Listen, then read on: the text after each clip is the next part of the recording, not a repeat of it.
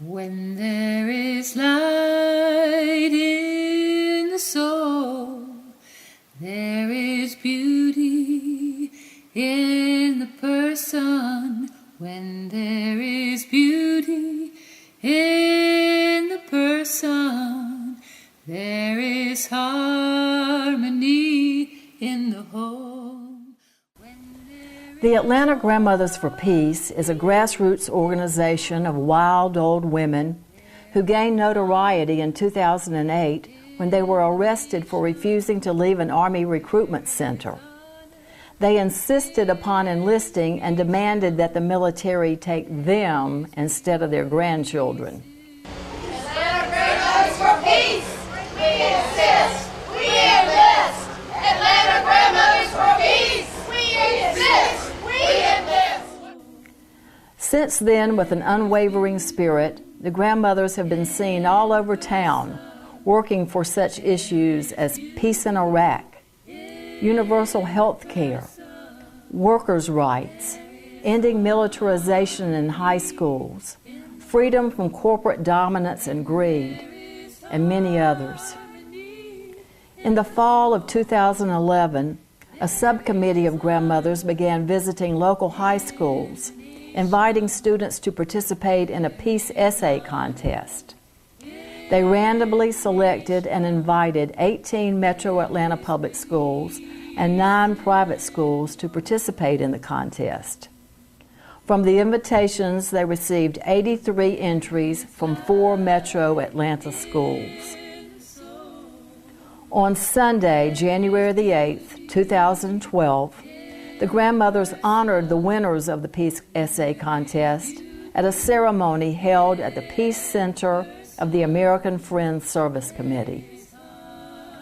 After Beatrice Soblé, former New Orleans principal and co-founder of Eracism, asked them questions regarding peace, and Doris Bennett, matriarch of the group, read a letter from Georgia Governor Nathan Deal, the grandmothers invited the recipients to stand and read their essays.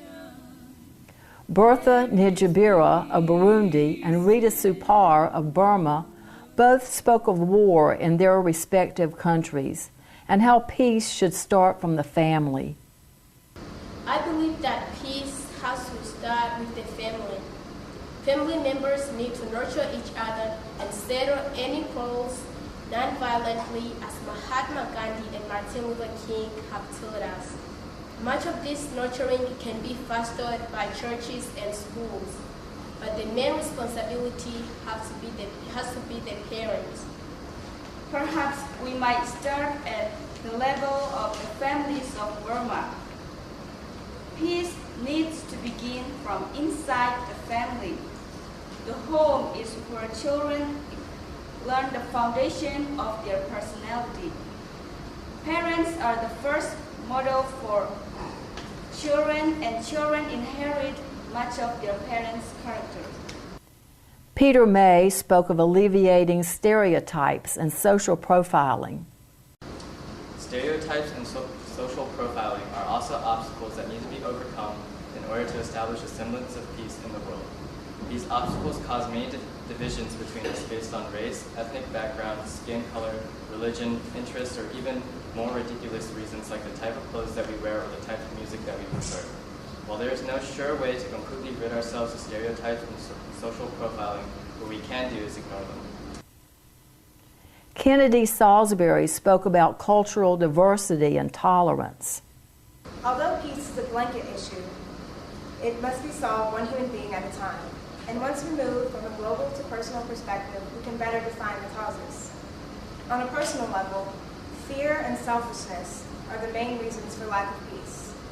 Fear, which stems from ignorance of other cultures and ideas, is a cause of unrest, because if you're afraid of someone, there is no way that you will be at peace with them.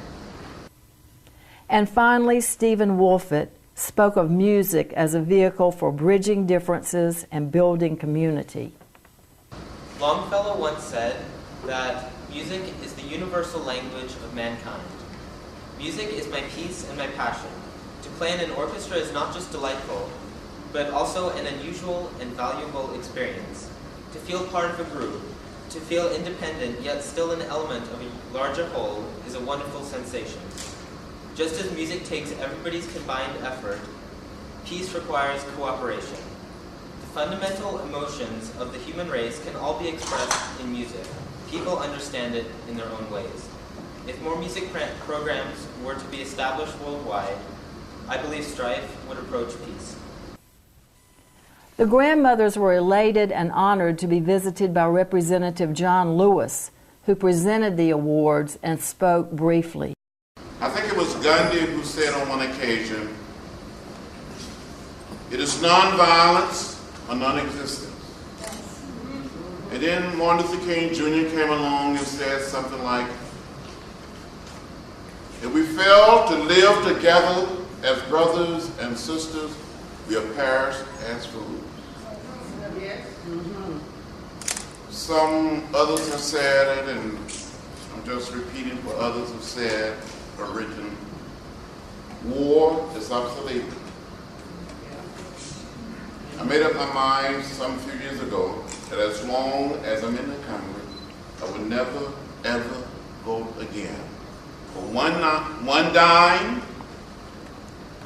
one nickel, or one penny for war.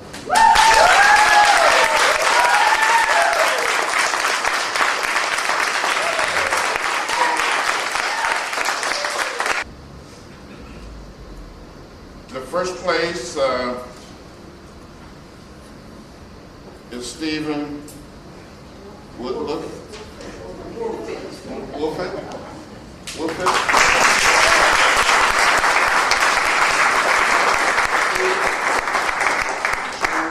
Charlotte High School. Thank you. Congratulations. Thank you.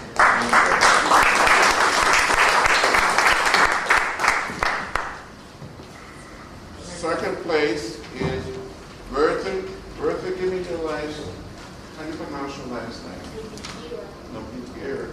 You need to teach me how to say it. The Global Village School. Thank you so much.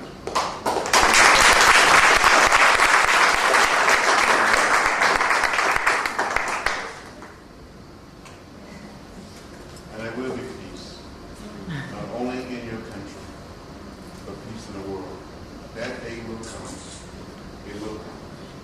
But we will lay down the instruments and the tools of violence, and we will create a world at peace with itself.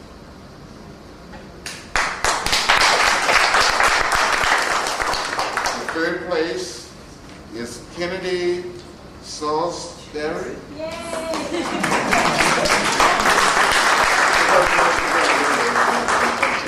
Charlotte High School. Thank you so much.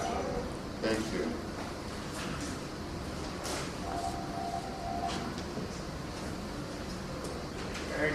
Award, honorable mention is to Rita Supal.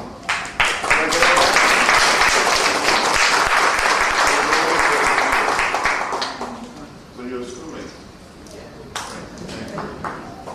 Peace will come. Hang in there. Speak up. Speak out. And sing. Honorable mention to Peter May.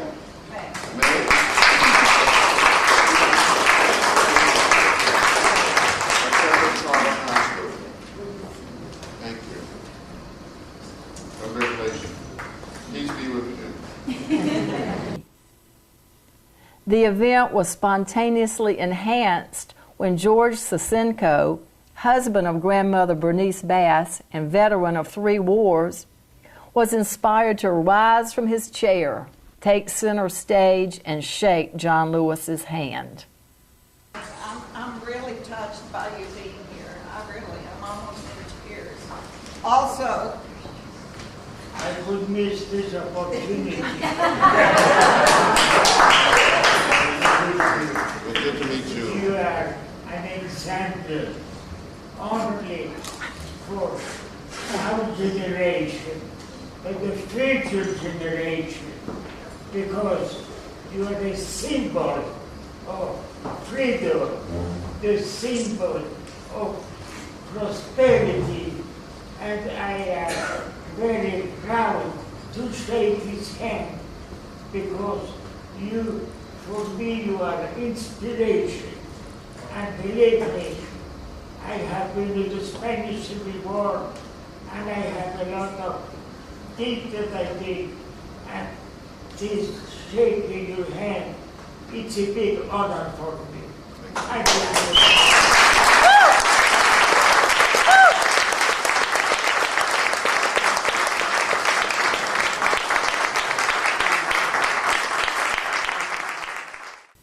It was a very moving moment.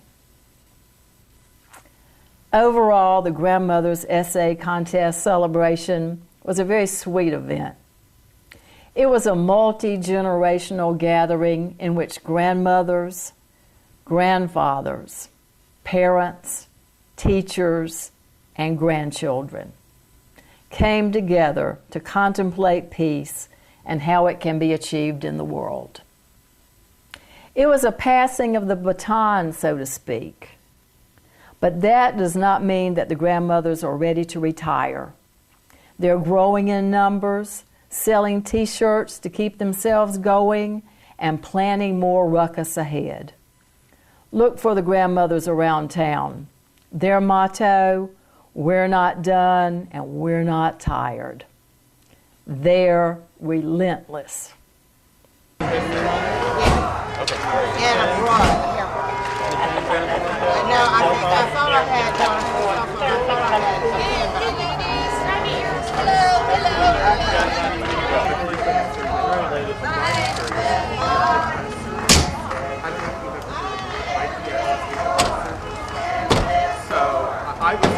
I was originally here just raising hands, and I called you. Peace and harmony. Bring your family and relations.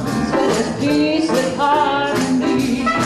Bring your family and relations.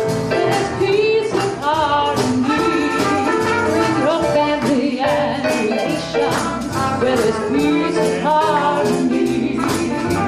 Sweet, sweet, sweet, sweet, peace and harmony. That's your part. Try it. Sweet, sweet, sweet, sweet, peace and harmony. Well, bring your troubles and your trials, where there's peace and harmony. Bring your troubles and your trials, where there's peace and harmony. Bring all your troubles, bring those trials, where there's peace and harmony. Sweet, sweet, sweet, sweet, peace and harmony. Sing it again. Sweet, sweet, sweet, sweet, peace and harmony. Take it, Maurice.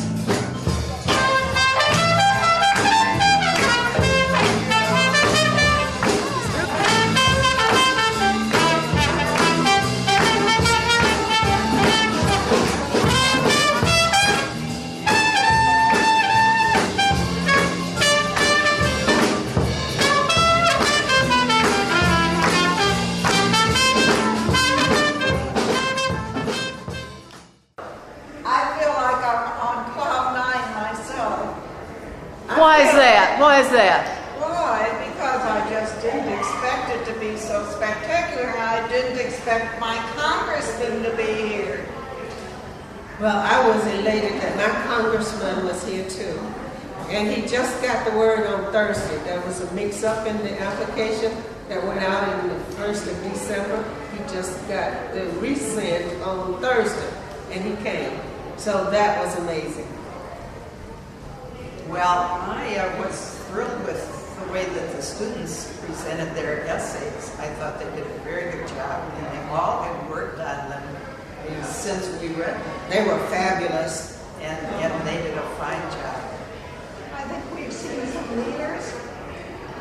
These children are brilliant. And I'm so proud of being a grandmother for peace. I love these guys. They keep on doing wonderful things, and we're not stopping. What made you decide to do this? We wanted to get the young people interested in peace. Because if you can get them really interested in peace, then maybe as time goes by, we will end up with a peaceful world. It's a place to start. What would you say to the YouTube audience about peace? Let's see. Peace can be achieved by starting with yourself. First, you have to change who you are instead of worrying about changing other people. Once you change yourself, other people will see that and they'll realize that they have to do the same thing.